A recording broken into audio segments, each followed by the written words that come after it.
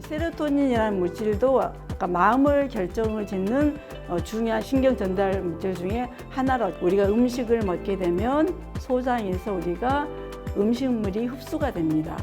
흡수가 되는 과정에서 세로토닌 물질이 생성이 되게 되는데, 세로토닌 물질이 잘 안 나오거나 나오지만 뇌까지 전달이 되지 않는 경우에는 우리가 흔히들 이야기하는 우울증을 호소하게 되어 있습니다.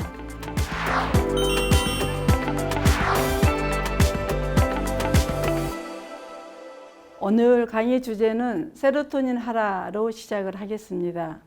우리 몸은 50여 개 종류의 신경 전달 물질이 있습니다. 그 중에서도 이제 흔히들 마음을 바꾸는 결정적인 요인을 한 신경 전달 물질은 세 가지로 볼 수가 있습니다. 첫 번째 보시면 첫 번째가 세로토닌이고요. 두 번째는 노르아드레날린이라는 신경 전달 물질이고요. 세 번째는 도파민이라는 신경 전달 물질입니다.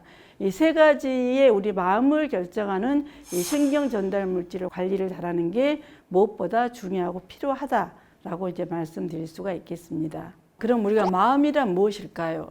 대다수의 사람에게 마음이 어디에 있냐라고 하게 되면 다들 이렇게 가슴에 손을 얹습니다. 대다수의 사람들은 마음은 이렇게 가슴에 있다라고 생각을 합니다. 그러나 최근 들어서 우리의 마음이 뇌와 연관성이 있다라는 연구들은 조금씩 나오고 있는 상황으로 보시면 될 것 같습니다. 우리가 세로토닌이라는 것은 무엇인지를 간단하게 살펴보시면, 제가 이야기하는 세로토닌은 신경 전달 물질입니다.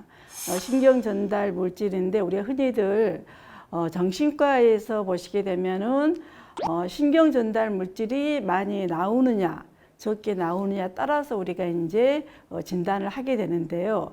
이 세로토닌이라는 물질도 아까 마음을 결정을 짓는 중요한 신경 전달 물질 중에 하나로 제가 말씀을 드렸습니다. 그래서 우선 세로토닌은 그럼 어떤 역할을 우리 몸에서 하고 있는지를 먼저 살펴보도록 하겠습니다.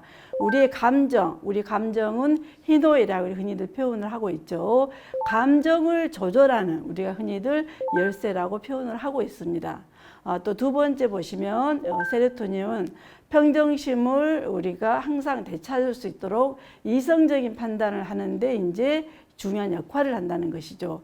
그리고 워낙 세로토닌은 사실은 예민하고 귀한 물질이어서 많이 나오지는 않습니다. 그래서 그 분비량이 지속 시간이 아주 짧고 소량으로 나오게 돼서 이 신경 전달 물질이 많이 나오지 않음으로 인해서 우리가 다양한 질환이 생길 수가 있다라고 보시면 되겠습니다. 잘 나오는 이제 분들도 있고, 또 세로토닌 물질이 잘 생성이 안 되는 경우도 있습니다. 그래서 세로토닌 분비가 잘 되는 사람들은 그럼 어떤 특성들을 가지고 있는지 우리 참 궁금하기도 하죠. 그래서 먼저 첫 번째 보시면은 이분들은 매우 경쟁적입니다. 그리고 강박적인 오늘날 같은 그 주변 환경에 살아가면서 우리가 흔히들 멘탈이 강해야 된다라고 많은 이야기를 하게 되는데, 이제 세로토닌이 많이 분비되는 사람들은 멘탈이 강한 특성을 가지고 있다라고 이야기 드릴 수가 있고요. 두 번째, 어떤 스트레스에 우리가 이제 접했을 때 이걸 빠르게 헤쳐나갈 수 있는 역경 지수가 높다라고 이야기해 줄 수가 있습니다. 그리고 충동적인 자신의 감정을 잘 다스릴 수 있는 그런 능력을 갖추는 이제 특성을 가지고 있는 게 신경 전달 물질이다라고 이제 정의를 내릴 수가 있겠습니다. 세로토닌 물질도 잘 안 나오신 분들도 충분히 있을 수가 있겠죠. 안 나오는 사람들의 특성을 보시면은 이분들은 쉽게 말하면 우울증이 있는 분들, 우울감이 있고 우울감을 지나서 우울증이 있는 분들입니다. 즐겁지가 않고 늘 우울감을 호소하면서 이제 다양한 감정들을 호소하게 되는데, 우리 그렇다면 신경 전달 물질은 어디에서 만들어질까요? 저는 이거는 조금 우리가 알아야 된다고 생각이 듭니다. 그래서 우리가 음식을 먹게 되면 소장에서 우리가 음식물이 흡수가 됩니다. 흡수가 되는 과정에서 세로토닌 물질이 생성이 되게 되는데, 이 세로토닌 물질이 혈류를 타고 뇌에 전달이 돼서 뇌 전달이 제대로 잘 되면은 멘탈이 강한 사람이 되고, 어떤 원인인지 모르지만 세로토닌 물질이 잘 안 나오거나 나오지만 뇌까지 전달이 되지 않는 경우에는 우리가 흔히들 이야기하는 우울증을 호소하게 되어 있습니다. 그래서 우리 감정은 수시로 이렇게 어떤 리듬이 있어야 되는데 우울증에 걸린 분들은 감정의 리듬이 없어집니다. 그리고 늘 기분이 푹 가라앉아 있습니다. 본인이 아무리 노력해도 우울한 기분을 떨쳐버릴 수가 없습니다. 그 이유는 신경 전달 물질이 지금 부족하기 때문에 나는 애를 쓰고 노력을 하려고 해도 잘 되지 않는다는 것이죠. 그리고 이분들은 흔히 쓰는 용어가 나는 만사가 귀찮아. 내 주변에 아무도 없으면 좋겠어. 만사가 귀찮아. 나 좀 건드리지 마.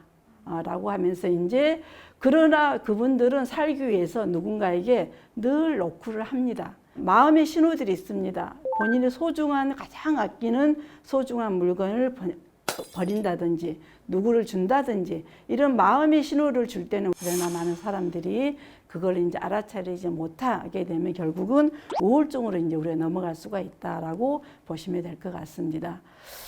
그래서 이제 우리가 우울증을 하나로 이제 표현한다면은 심신의 에너지를 회복하는 것이 일단은 우선입니다. 내 마음에 뭔가 지금 편치 않는 마음이 있습니다. 불안한 마음이 있고요. 두려운 것도 있고 다양한 감정들을 이제 우리가 회복시켜 주는 것이 가장 첫 번째 중요한 부분이 되겠고요. 두 번째는 제가 아까 신경 전달 물질이 잘 나오지 않아서 우울증이 생긴다라고 말씀을 드렸습니다. 그래서 신경 전달 물질의 균형을 찾아주는 것이 가장 중요합니다. 그렇다면 이제 우울증을 이제 예방을 해야 되겠죠. 어떻게 우리가 예방하고 관리를 해야 되는지 이제 그것이 가장 중요한 부분인데요. 아까 제가 말씀드린 것처럼 우리 뇌 속에 신경 전달 물질이 혈류를 통해서 많이 올라갈 수 있는 방법들을 찾는 게 첫 번째로 중요합니다. 그리고 이분들께는 지금 당신은 어디 질병이 크게 문제가 있다기보다는 신경 전달 물질인 세로토닌 물질이 적게 나와서 이렇게 아프고 있습니다라는 것을 인지시켜 주는 것이 무엇보다 필요합니다. 그 열쇠는 우리가 뇌 속에서 찾아라. 라고 이야기를 하면서 이제 복부 관리의 중요성에 대해서 저는 많이 강조를 합니다. 아까 소장에서 저희가 음식물이 흡수가 된다 그랬습니다. 음식물이 흡수가 됨과 동시에 소장에서 신경 전달 물질이라는 물질을 만들어서 뇌로 보내는 그 과정에 대해서 설명을 해주게 되면 이분들은 충분하게 그래서 내가 소화가 안 되면서 우울감이 시작이 되었구나. 우울증을 가지고 있는 분들의 대다수는 소화기 내과로 갑니다. 소화기 내과로 가서 배가 아프고 소화가 안 되고 속이 쓰르고 뭐 불편하다 등등의 내시경 검사 등등 다 해도 별로 특별한 우리가 이제 결과는 나오지가 않습니다. 그래서 결국에는 약간의 우리가 안정제, 진정제 같은 걸 처방을 해드릴 수가 있는데요. 이제 그렇게 하기 전에 우리가 복부 관리를 잘 해라라고 이제 설명을 해줄 필요가 있겠습니다. 지금까지 세로토닌 하라라는 그 주제를 가지고 강의를 하였습니다. 감사합니다.